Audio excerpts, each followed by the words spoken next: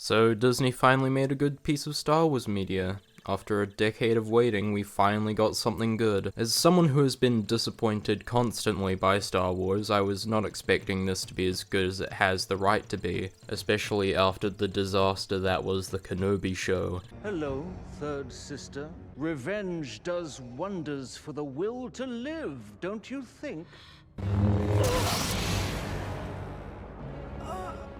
Really think I'd let you take all the credit?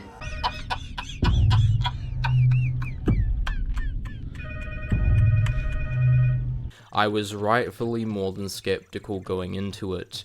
I was even more skeptical after being subjected to the horrendous movies that were the sequel trilogy.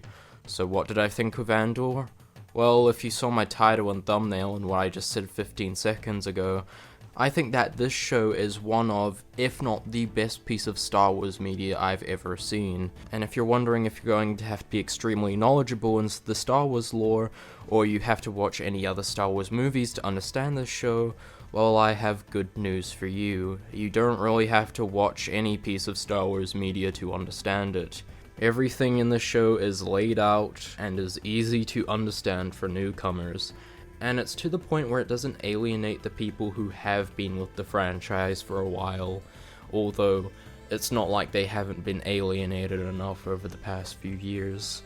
It's a perfect balance of welcoming newcomers while also not alienating your core audience, unlike some shows. So before I get into spoiler territory, I would 100% implore you to watch this show.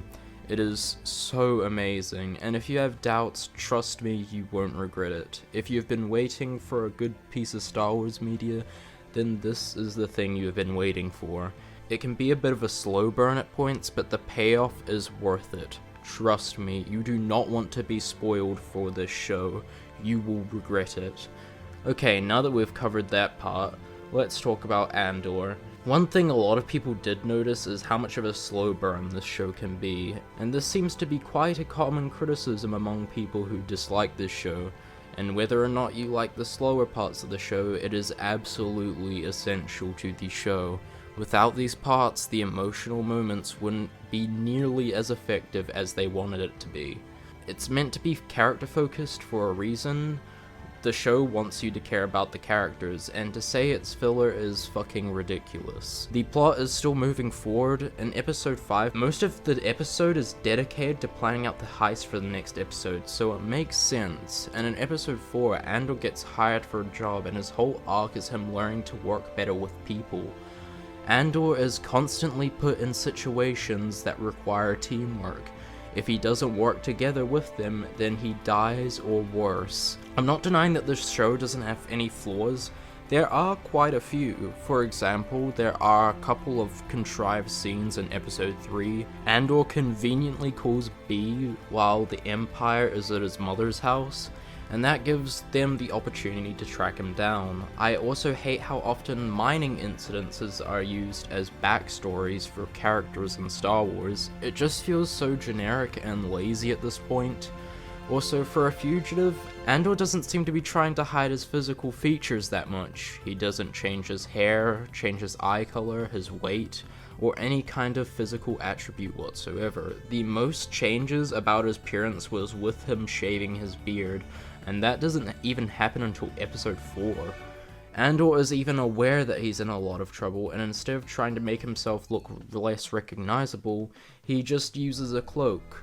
My final criticism would be about how Andor escapes off the island after escaping the prison. Instead of having an intense escape from the Empire while he's trying to get off the island, his newly met acquaintance is like, hey, let's just rob the ship with no plan at all, let's just bum rush it. And when they do, they get immediately caught in their trap. But lucky for them, the creatures let them go. Seems pretty contrived to me, but whatever. Other than those problems, the show is fucking perfect. I think the most impressive thing that stood out to me at the beginning of the show is how incredible the cinematography and lighting is. The opening few minutes reminded me of media like Blade Runner and Cyberpunk. It immediately sets the tone for what kind of show this will be. This isn't going to be a campy show that's not going to take itself seriously. It's a serious story about a man who has been struggling for years trying to survive in a cruel and dangerous world where he makes do with whatever. I really like the lighting for the first few minutes. In the very beginning of the scene, you are struck with some beautiful ambient lighting while our main character is shrouded in darkness, barely visible to said light. Then when we enter into the club, it's all practical light. The show loves being creative with its different types of lighting instead of having a generic, overexposed background with no creativity whatsoever. The lighting helps provide world building for each scene or place our main character is in. If it's in a mesa biome, then the town will most likely be lit with natural lighting. Throughout the opening sequence, dark lighting is used to invoke mystery and add drama to the scene. The score for not just this episode, but the show's entirety is incredible. Let's start with the show's theme. Unlike the previous Star Wars show, that being Kenobi, we didn't get the weakest fucking intro theme I've ever heard to a Star Wars show.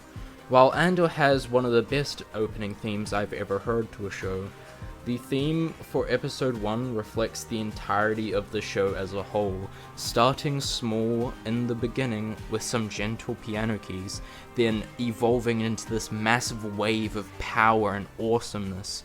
Throughout the show has expertly told a story through music alongside the story itself. This is something that can commonly be forgotten about in media, that not only does your music have to be good, but it also has to tell a story with it. Another example would be Syril's theme. It's almost like a ticking clock reflecting his calculating personality.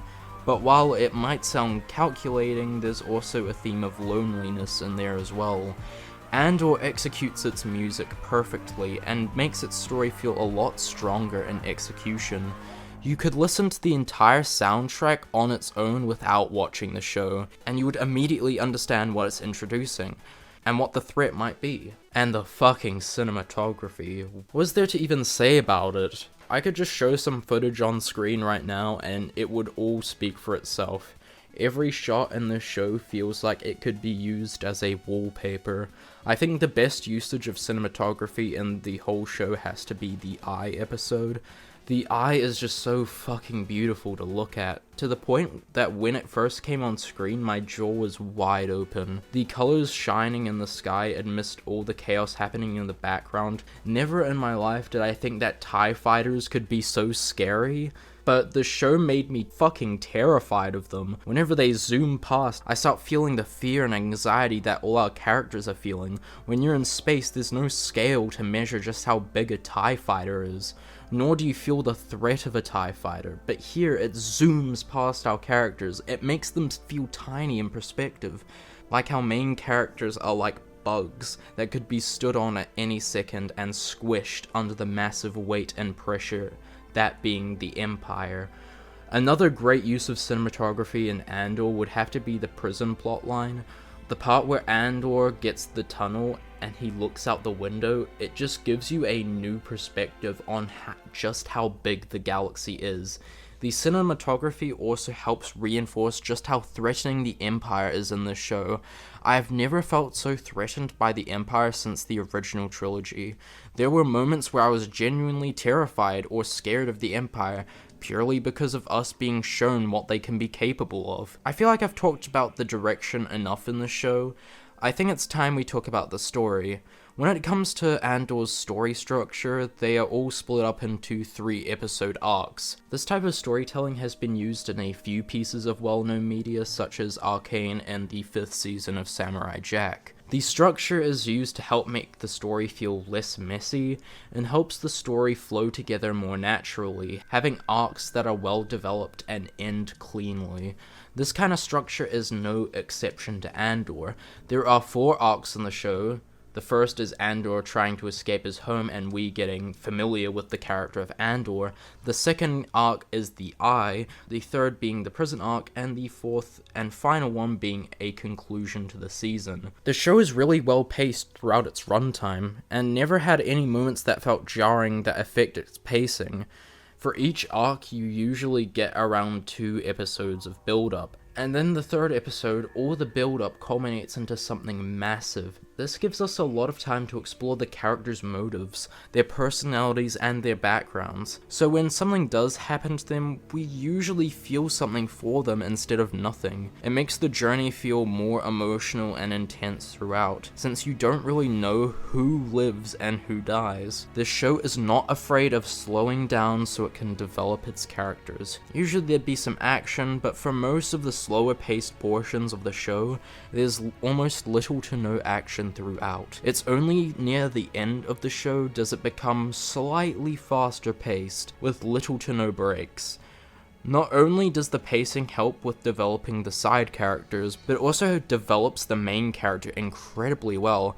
Cassian's journey was so well thought out. From start to finish, his character was consistently written and progresses his arc so well. The show starts off with Cassian looking for his long-lost sister. This gets him into a bit of trouble with some officers, and this ends up with both officers dead and him having to go on the run. The show then provides context from a series of flashbacks in the first few episodes, showing us just how important Cassian's sister was to him, and secures his motivation on why he wants to get her back. Unfortunately, the decisions he makes in order to find his sister unintentionally lands him in a heap of trouble.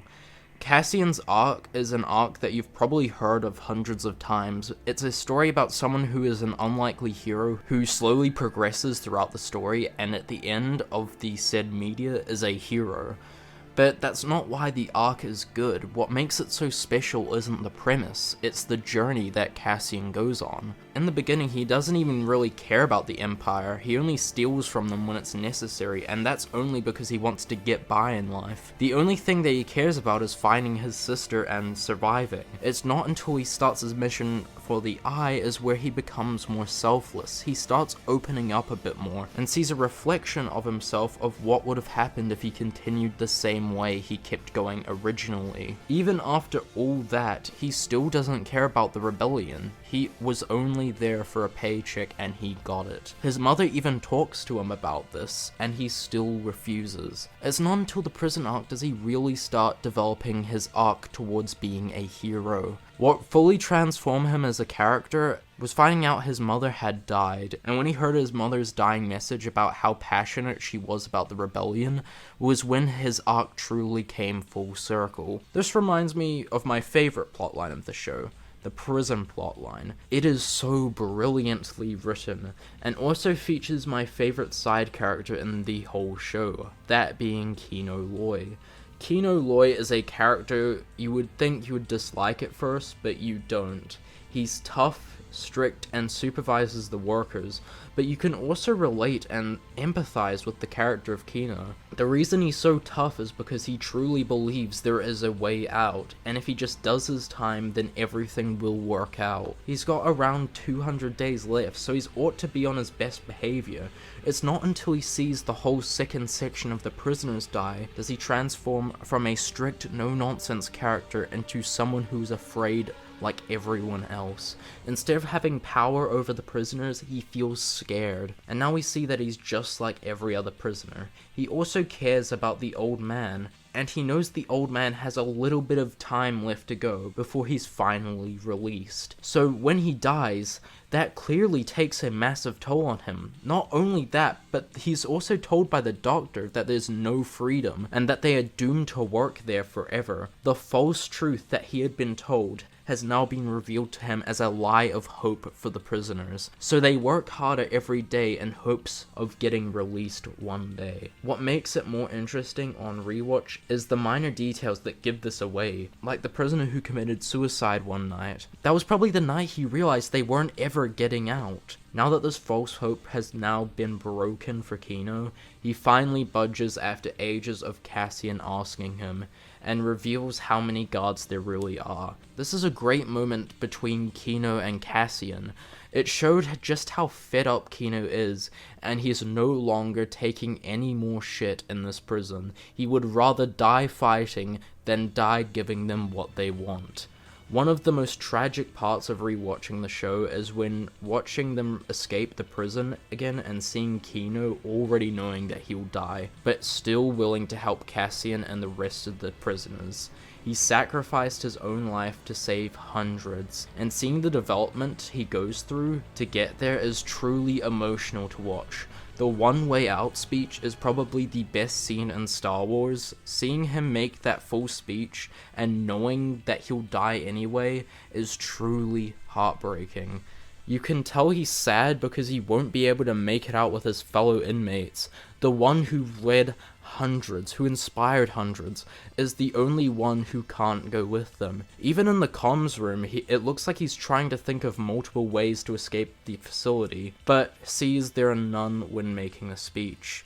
I do truly believe that Kino died in that facility, as it is confirmed in episode 11 where Cassian and his partner are unsure if everyone made it out alive. There isn't really any scenario where he gets out without there being at least some holes in that story. The moment where he says to Cassian that he can't swim made my heart drop. He sacrificed so much for so many but died in the process.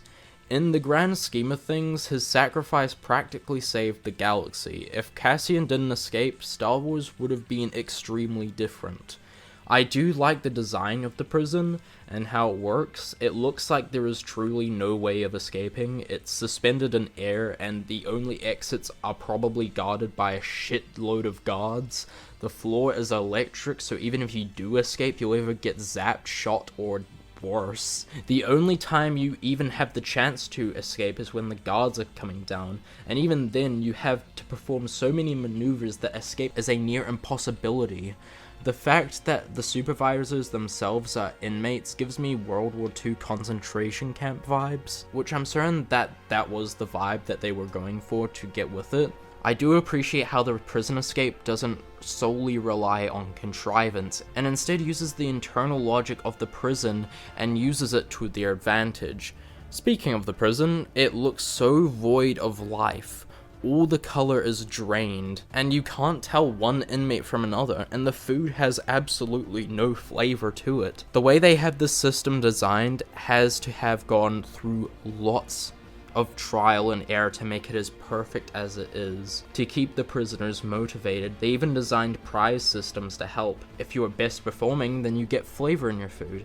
If you're worst performing, then you get punished. Imagine how draining it must be to work in that prison every single day for months or years to come, and then finding out that in reality you're going to be there forever. You would feel doomed and terrified by the existential reality you face by learning that you're going to be there forever with no hope of escaping.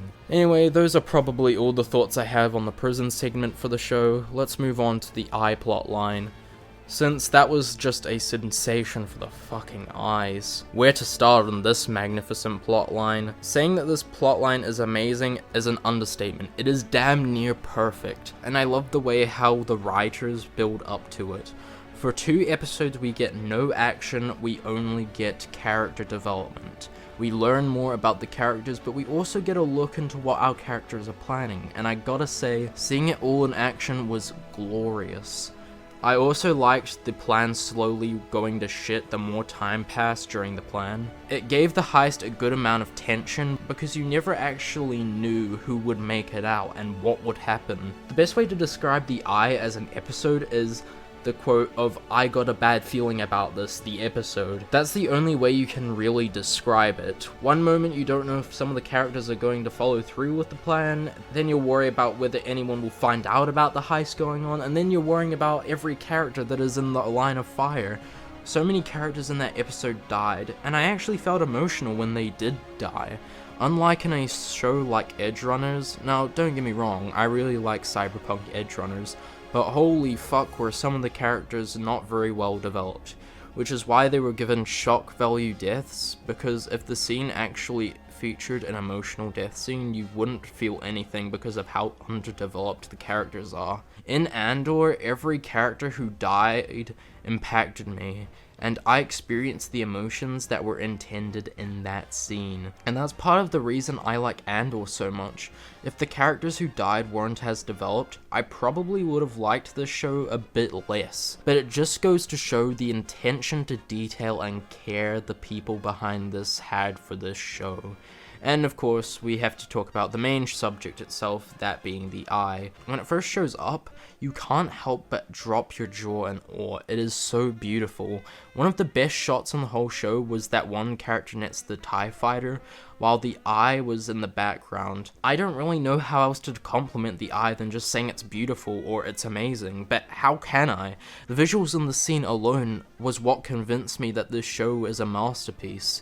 The colors exploding in the sky, and the natural light emitting from it is incredible. When they fly up into the eye when trying to escape the TIE fighters, I just couldn't believe what I was seeing. It felt like I was watching a big budget movie. How wrong could I be when I was reminded that this was a TV show on a small budget? I don't even want to know how long this took to animate and design, because this is just so beautiful. I really like the eye even messes up the TIE fighters' auto-targeting system because of how much shit being in the way. They have to resort to aiming manually, and the expressions on their faces say how unoften they do that. Their escape is satisfying as it is intense. Seeing how small the crew is now after the heist is genuinely heartbreaking to see, and the fact that one of the members was planning on taking the loot and leaving made the scene even more depressing. The fact that the crewmate didn't believe Cassian at first made it the more tragic. When she slowly realized that her teammate was just about to do that, and the only reason he didn't was because of Cassian, I would say that the eye arc was the arc that made me think that this show was truly a masterpiece, instead of cautiously liking it. Which brings us to the final arc, that being the conclusion. Personally, wasn't my favorite arc out of the four, but definitely was up there as one of the best. The conclusion arc this season, in a sense, sort of feels like a series finale. All of it has been culminating to the final episode, and when we get there, it is spectacular.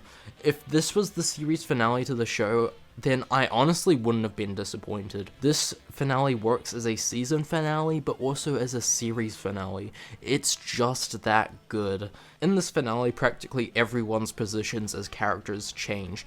Dedra goes from the stoic, cold commander thinking that she's above everyone and that she has the power to mess with whoever she wants, to then seeing that position change. She nearly gets beaten to death in the streets. She is no longer the cold, powerful commander she thought she once was. Instead, she is like everyone else, scared and helpless. Syril finally succeeded in something for once in his life, which sounds really fucking stupid and funny to say, but it's actually kind of cool seeing that happen, instead of him failing all the time. Cassian focuses on helping Bix. In this episode, Luthen exhibits the closest thing to surprise we've seen him emote thus far, despite the fact that he played no direct role in what was happening despite the plots and intentions. It's the people of Ferrix, the average everyman who rebels and fights against the Empire, drives the action for the majority of this episode. Their act of rebellion to exceed the permitted attendance at a community leader's funeral, one bomb-carrying disfigured and irate youth, the bell tower worker encouraging a rally, they are the main characters of this episode. The people who are represented by the citizens of Ferrix, they have also had their own arc. We watch the seeds of the rebellion take root and start to flourish, paralleled to Cassian's personal path from being solely concerned with individual survival to being capable of self-sacrifice for the benefit of the collective good. We are reminded that each of us have a responsibility to play in the fight against tyranny by recounting the narrative of all the nameless individuals who will never receive a medal in their sacrifice. Although it's crucial to have heroic stories like Luke Skywalker, these people are few and far between them. But regardless of how hopeless the battle may appear, we should strive to be, and truly become, the kind of person who takes action to combat injustice and understands that even small actions add up. The struggle against the insurrection is reframed in the framework of Andor's tale, which is the story of all of us. It's incredibly political without being overbearing. which is precisely what the world needs right now. That we are fighting against each other rather than working with each other. The final episode was not about Cassian, Bix, or any of the main characters. It's about the people. And that's the most powerful thing about this finale. That it wasn't the main characters who made the biggest change, it was the people. Andor at its core isn't a show about action, it's a show about characters. The points where it does have action, it feels important, and always progresses the plot and has meaning to it. That one scene between Syril swapping hats with his friend during the speech was one of the most important scenes other than Maarva's speech.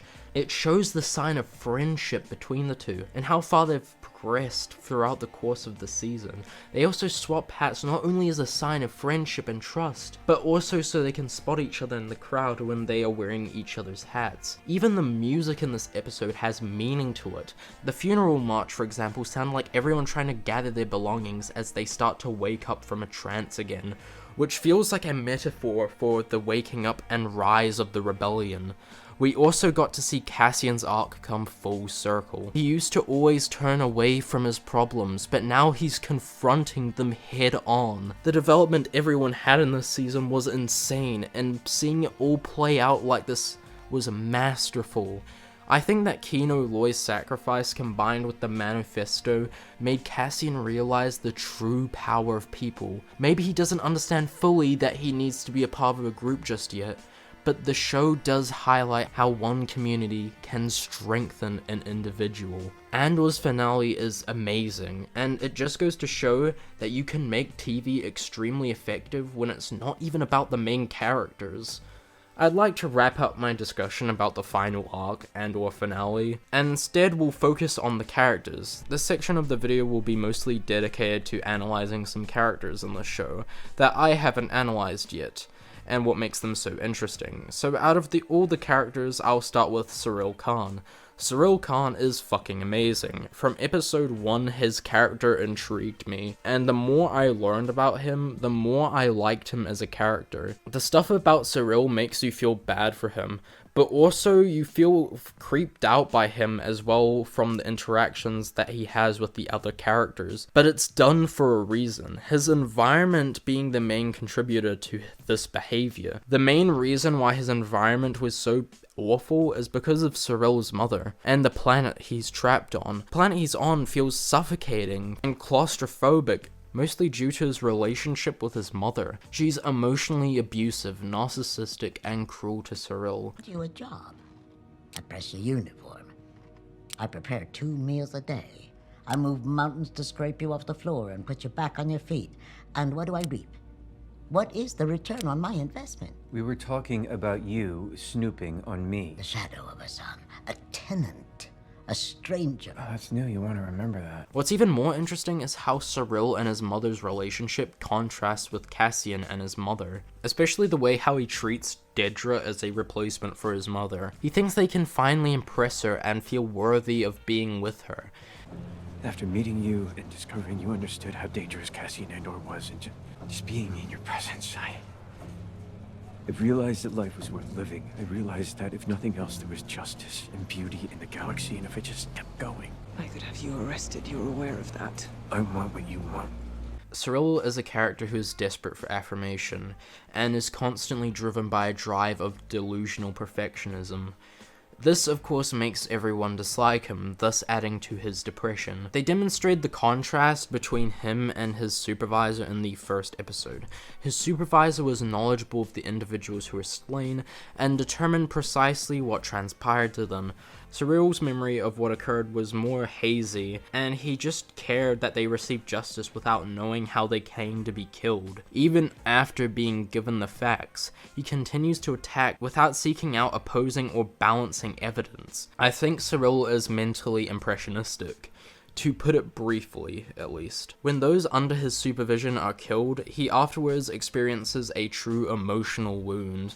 So what motivates him to find Andor is a combination of the extreme crude and hazy specifics of the murder of the people he didn't know, and the true sadness of his dead colleagues.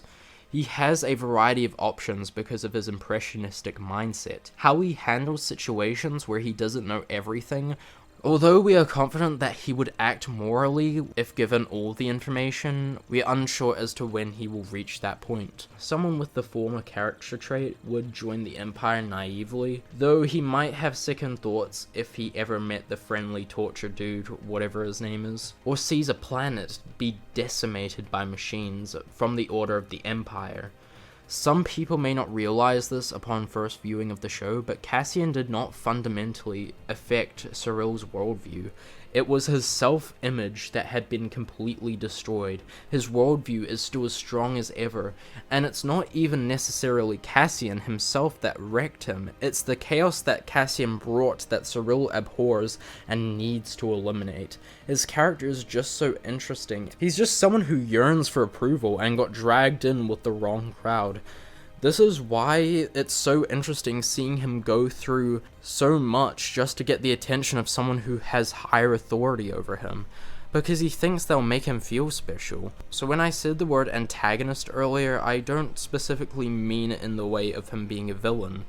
Being an antagonist doesn't make you a bad person in a show. An antagonist in media is someone who either goes against the protagonist or someone who the protagonist goes against. This doesn't make them inherently evil, because the protagonist could be a bad person, or they could be good. I hope you understand what I'm trying to say here, because it can come across as confusing. But what I'm saying is that not all antagonists are evil, and not all protagonists are good. Now that we've talked about Syril Khan, we should probably talk about the character that intrigues the absolute hell out of me. That being Luthen Rael. Luthen is a character who isn't as present as much as some of the main characters, but a presence that is much needed for a show like this. In this section of the video where I analyze his character, I will also be analyzing the speech he makes in episode 10, some interactions he has in the finale, and of course his character overall. Luthen is a man who is clearly fed up with everything. He is a skilled combatant and also knowledgeable, resourceful, and has an unbreakable will to fight. This is a man who understands the cycles of tyranny and where it can lead to. Much like Kino, the determination and sheer will in both characters is readily apparent, which is part of the reason why he's so intriguing as a character. The thing about Luthen and the experience he has is that the rebels that are seen in Rogue One are all won over by the word hope. It's said hundreds of times because Luthen laid the foundation with deceit, physical persuasion, and a lot of blood. Luthen knows how effective hope can be as a motivator, but then again, that's all it is. Hope is just a word that inspires the people to reach their true potential. The word doesn't exactly hold any further significance other than that. In order to crush an empire, Luthen's philosophy is that you have to be just as ruthless as your enemy is. The best thing about it is that he can do it from the darkness. He can be the one pulling the strings. He's like Palpatine, but if Palpatine wasn't evil. The reason why this works so well in a storytelling sense is because we don't get to see him be rewarded for all his work. At the end of the day, all the sacrifices and decisions he made are the ones he'll never be able to see the outcome of, and he knows it. He seems to have come to some sort of acceptance about this reality. He knows that he won't see his hard work pay off in future, but he knows that in doing this work, he has given individuals the chance to rise up and fight back. In his monologue, Luthen claims that he is destined to use his foes' weapons against them. The rebels and escapees used the Empire's weapons and ships against them on Alderaan and during the jailbreak. His ego, he claims, will never possess a mirror. Cassian is similar to Luthen in many aspects. By extension, Kino also developed into reflection of Luthen's ego. He is also someone who may have given his life in sacrifice, but who understands that he would never experience the freedom for which he gave for it. According to Luthen, he will never find an audience for his ego. The 5,000 inmates saw an imitation of Luthen asking Cassian about Ferrix. Even though he claims that he sacrifices his life to create a sunrise that he will never witness, the viewers can still pick out the first light at the crack of dawn, the ego that started this fight. The abrupt transition from the speech to Cassian running away on foot is so purposeful. Luthen's spirit is linked to Alderaan, Kino, and the jailbreakers through Cassian. You can see what a prison the Rebels is in from this line, and the scene where he first dons the wig before feigning a smile and aristocratic charm. It's also important to discuss how similar Luthen's cape appeared to Darth Vader's. If Vader had fully devoted himself to the rebellion rather than the Emperor, Luthen is what Vader might have become. He almost seems to be alluding to the dark side when he says, "I'm condemned to employ the tools of my enemy to destroy them," as he abandoned morality and light to carry out the necessary actions for the greater good, even if it meant taking innocent lives in the process. He now dwells in the shadows both physically and figuratively, as a person whose true identity must remain unknown to practically everyone in order to do his duty. Luthen is such an interesting character, and with the inclusion of his character, it made the show a whole lot better for me personally. I think that covers everything I wanted to say about Andor. There's definitely more to say about the show, but this video basically covers why I love the show. In a world where Star Wars are getting Kenobis, Mandalorians, and sequel trilogies, it's nice that we finally get a good piece of Star Wars media for once, instead of getting some poorly written schlock. So please, watch this show if you love the original trilogy. If you love Star Wars, support this show. We have been given a diamond in the rough amongst all the shit above it. And supporting this show will tell Disney what we really want. So please don't wait to watch this show, support it as much as you can. Otherwise we might just not get another piece of Star Wars media like this. I really hope Season 2 is just as good or better than this season. And I'm going to give Star Wars Andor a 9.5 out of 10. Also, I'd like to give a special shout out to Skye, who helped critique it in order to help you guys have a better experience with my content. So special shout out to her. Link to her channel will be in the description, and to her social medias as well. She also has a podcast with a group of friends called ECUM, and that will also be linked in the description for you as well if you're interested in media criticism or just discussion about film in general. So go check her out when you have the chance. Hope you all enjoyed this video. If you did, be sure to like, comment, and subscribe. Follow me on Letterboxd and Serialized for more reviews. Follow me on Twitter for video updates and more. Thank you all once again for watching, and I'll see you all next time. Bye!